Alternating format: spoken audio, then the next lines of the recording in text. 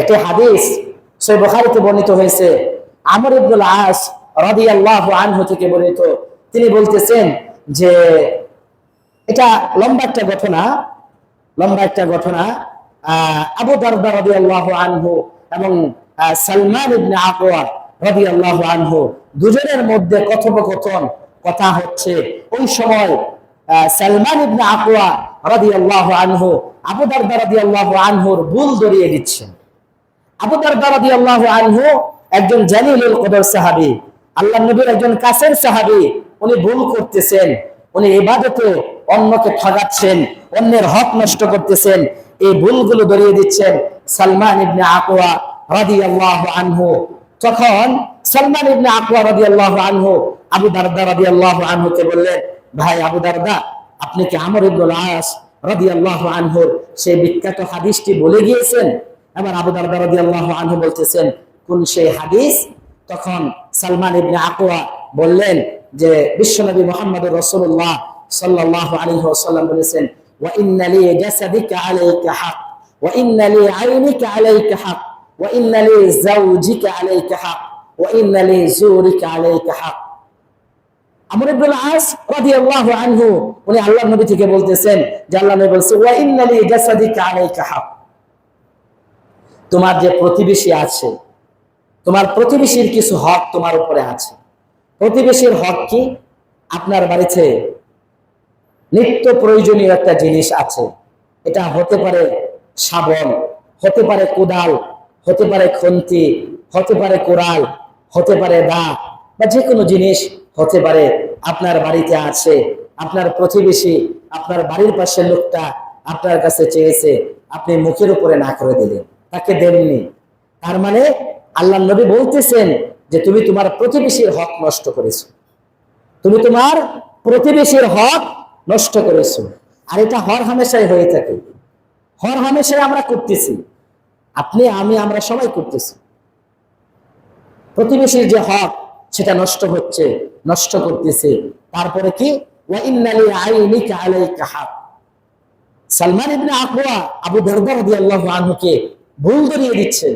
আবু দারদা জালিলুল কদর সাহাবী, আল্লাহর নবীর খুব কাছের সাহাবী, যে কিনা সারা দিন মানুষের বিভিন্ন কাজে কর্মে ব্যস্ত থাকে, মানুষের উপকারার্থে কাজ করে, রাতে জেগে আল্লাহকে ডাকে, সবকিছু ছেড়ে দিয়ে আল্লাহকে ডাকে।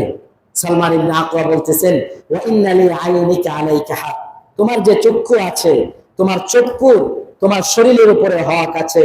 তোমার চক্ষু সারাদিন পরিশ্রম করে তোমার শরীরটা, তোমার চক্ষুটা রাত্রি হলে, রাত যখন গহীন হয় তখন একটু আরাম করতে চায়, চোখটা একটু বন্ধ করতে চায়, শরীরটা একটু বিশ্রাম নিতে চায়।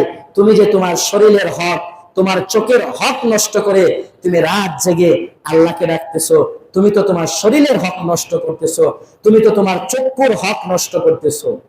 2 নম্বর। 3 নম্বরে বললেন, ওয়া ইন্না লি যাওজিকা আলাইকা হক, তোমার স্ত্রীর হক আছে, তোমার স্ত্রী তোমার উপরে হক আছে। তুমি তোমার স্ত্রীর হক নষ্ট করে দিয়ে তুমি গিয়ে আল্লাহকে ডাকতেছো, তুমি আল্লাহকে পাওয়ার জন্য ব্যতিব্যস্ত হয়ে গিয়েছো, অথচ স্ত্রীর হক নষ্ট করতেছো। তোমাকে তো আল্লাহর কাছে জবাব দিতে হবে। একজন সাহাবী আরেকজন সাহাবী যিনি ভুল ধরিয়ে দিচ্ছেন, ইনিও সাহাবী, কিন্তু আল্লাহর নবীর এত কাছের সাহাবী না, জালিলুল কদর সাহাবী না, কিন্তু যার ভুলগুলো ধরিয়ে দিচ্ছেন উনি আল্লাহর নবীর খুব কাছের সাহাবী এবং জালিলুল কদর সাহাবী। উনি উত্তরে বলতেছেন যে মুজালাসাতুস সালিহিন আকওয়া মিন মুজালাসাতুল মুফাসাদা। আসলে সত্যিকার অর্থে খারাপ বন্ধুর চাইতে ভালো বন্ধু কতই না উত্তম। খারাপ বন্ধুর চাইতে ভালো বন্ধু কতই না উত্তম। আপনি আপনার বন্ধু একসাথে দোকানে বসে মানুষের গিল্লা গিবত পরনিন্দা চগলখড়ি করতেছেন, মসজিদে আজান হয়ে গিয়েছে, এখনো আপনারা গল্পই করতেছেন, এখনো আরেকজনের বদনামি করতেছেন। কিন্তু প্রত্যন্তরে আপনার একজন যদি ভালো বন্ধু থাকতো, যখন এই মসজিদে আজান হয়েছে আপনার বন্ধু সবকিছু ছেড়ে দিয়ে মসজিদে চলে আসতো, আপনার বন্ধু আপনাকে নিষেধ করতো যে আরেকজনের গিল্লা গিবত পরনিন্দা করিও না, চুগলখড়ি করিও না, কিন্তু আপনার ভালো বন্ধুর অভাব, আপনার কোনো ভালো বন্ধু নেই, যার কারণে আপনিও বলতেছেন, আপনার বন্ধু আপনার কথার সাথে তাল মিলিয়ে সেও বলতেছে। দুজন আরেকজনের গিবত গিল্লা পরনিন্দায় খুবই ব্যস্ত আছেন, খুবই ব্যস্ত আছেন।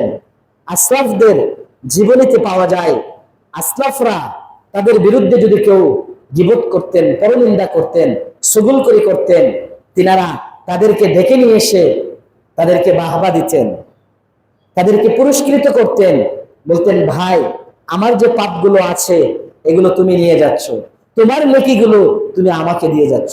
তাহলে চিন্তা করেন, আপনি এত কষ্ট করে সিয়াম পালন করতেছেন, আপনি রাত জেগে তাহাজ্জুদের সালাত আদায় করতেছেন, আপনি এই শীতের কনকনা সময়ে, শীতের কনকনা রাত্রিতে আপনি ঠান্ডা পানি দিয়ে ওযু করে সালাত আদায় করতেছেন। এত কষ্টের ইবাদত, এত কষ্টের নেকিগুলো, এত কষ্টের ভালো কাজগুলো আপনি অন্যকে এমনিতে দিয়ে দিচ্ছেন, নরমালি দিয়ে দিচ্ছেন, যেটা কোটি টাকা দেয়া কিনতে পাওয়া যায় না, পাওয়া যাবে না, সেই ভালো আমলগুলো আপনি এমনিতে হর হামেশায় দিয়ে দিচ্ছেন। একটু ভাবুন, একটু চিন্তা করুন।